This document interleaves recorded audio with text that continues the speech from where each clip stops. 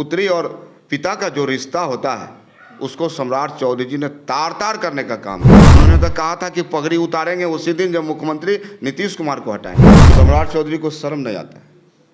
जिस पाठशाला से वो पढ़ के निकले हैं, माननीय लालू प्रसाद यादव जी के पाठशाला से वह पढ़ के निकले हैं। इतने लाखों लोगों की नियुक्तियां जो गांधी मैदान रैलियों के लिए जानी जाती थी, वह गांधी मैदान नौकरियों के लिए लगे। चुनाव होना है, इससे पहले जिस तरीके से राजद सुप्रीमो लालू प्रसाद यादव तमाम अपने प्रत्याशियों को टिकट बांट रहे हैं, इसको लेकर अब बिहार के उप मुख्यमंत्री सम्राट चौधरी का ताजा बयान सामने निकल गया है, जहां पर सम्राट चौधरी ने लालू प्रसाद यादव पर जमकर निशाना साधा है। सम्राट चौधरी का यह साफ कहना है कि लालू प्रसाद यादव पैसों के लिए कुछ भी कर सकते हैं। ऐसे में अपनी बेटी तक को उन्होंने नहीं छोड़ा। देखा जाए तो उन्होंने किडनी लिया, उसके बदले वो टिकट अपनी बेटी को दे रहे हैं। कई सारे अब सवाल उठने लगे। हमारे साथ बात करने के लिए राजद विधायक मोड़वा से रणविजय साहू हैं, जुड़ेंगे, बात करेंगे। रणविजय जी, कैसे देख रहे हैं? सम्राट चौधरी बयान दे रहे, कह रहे पैसों के लिए कुछ भी नहीं कर सकते हैं लालू प्रसाद यादव, ऐसे अपनी बेटी तक को उन्होंने नहीं छोड़ा। सम्राट चौधरी को शर्म नहीं आता है।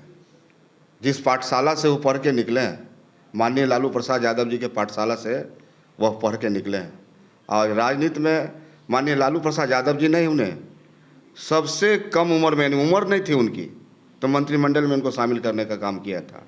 आज जिस प्रकार से एक बाप बेटा का और पुत्री और पिता का जो रिश्ता होता है उसको सम्राट चौधरी जी ने तार तार करने का काम किया है।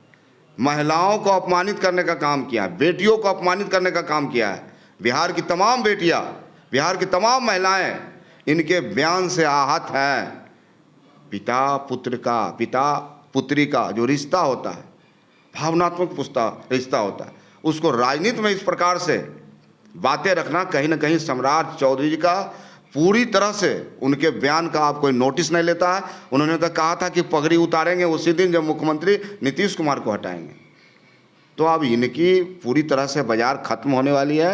और जिस प्रकार से ये बौखलाए हुए हैं, जो महागठबंधन एकजुट हुआ है, एनडीए एकजुट हुआ है, पूरा इंडिया परिवार एकजुट हुआ है, उससे पूरी तरह से यह तिलमिलाए हुए हैं। तगड़ा झटका देने की तैयारी में नरेंद्र मोदी के तमाम नेता बिहार। निश्चित तौर पे बिहार में तेजस्वी प्रसाद यादव जी ने 17 साल बनाम 17 महीना जो उन्होंने करके दिखाया।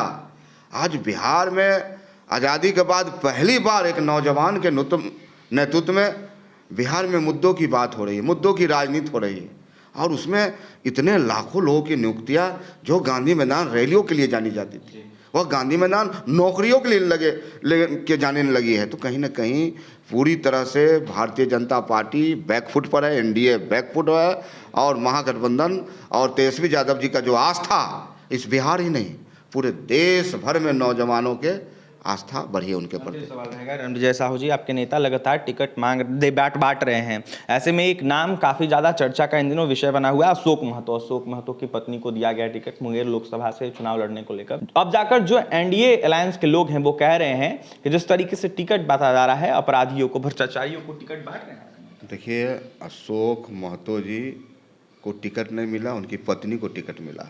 और इस लोकतंत्र में अधिकार है, सभी को अधिकार है।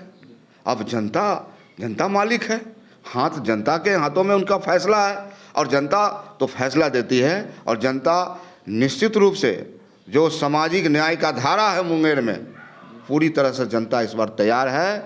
वहाँ ललन बाबू का जिस प्रकार से शोषण है, अत्याचार है, वह मिटेगा इस बार। देखिए, लल्लन सिंह का शोषण अत्याचार मुंगेर से मिटेगा, ऐसे में बड़ा दावा कर रहे थे रणविजय साहू। यह साफ कहते हुए नजर आ रहे थे कि देखा जाए तो जिस तरीके से 24 चुनाव है, इसको देखते हुए बड़ा झटका देंगे। अब देखने वाली बात है वो क्या कुछ होता है। और तमाम खबर के लिए बने रहे हमारे साथ। बहुत बहुत धन्यवाद।